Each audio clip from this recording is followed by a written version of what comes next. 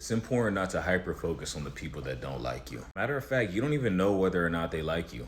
You might be misreading their anxiety as something completely different. You don't know the story. You don't know what's in their head. You have a gut feeling, but you'll never figure it out. All these people you think hate you actually might like you a lot. They might admire a lot of things about you and they want to get closer to you. You may not find yourself intimidating, but that doesn't mean other people won't be intimidated. So instead of focusing on these negative things and the stories you made up in your mind, why don't you think about all the good things that happened to you? Think about the person that smiled at you today.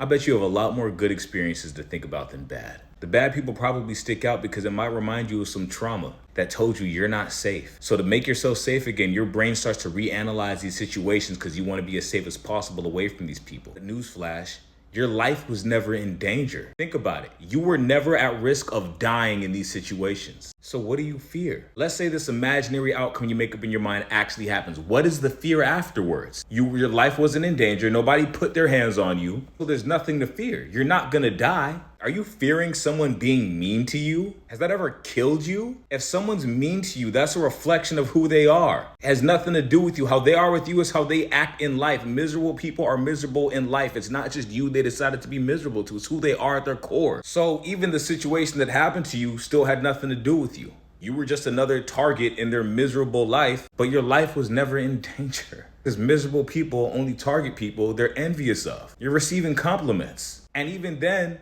there's nothing to figure out. It's important to establish a base of knowing who you are. You need to start telling yourself things such as, I'm safe, I'm perfect the way I am. I forgive myself. Because you're judging yourself in your own head from the perspective of somebody whose mind you can't actually read. So the only person actually judging you is you because you're trying to figure out, oh, maybe it was this, maybe it was, but everything you say is negatively judging yourself. Did I look ugly? You're calling yourself ugly for the way you look. Oh, I wish I would have said this. You're judging yourself for how you handled the situation. You're fine. I forgive myself. I allow myself to feel emotions. You can't run away from these things because you'll always be running away from them. And your nervous system is going to be out of whack because you're trying to run away from the inevitable. The only conclusion to draw is to stop judging yourself. You are enough and nobody's validation or invalidation can state anything otherwise. You're more than enough. You're great. And a lot of people know that a lot more than you, especially if you're surprised every time you find out someone cares about you. That's enough of a sign that you are great. And you're telling yourself these fake stories in your head, judging yourself, not realizing the block that you might have may be your refusal to accept that you are perfect the way you are. If you are a perfectionist, you will easily fall into this. People that become too aware are perfectionists to an extent. So they're constantly judging themselves, trying to figure out the next perfect move, and it's impossible. You need to learn to love yourself.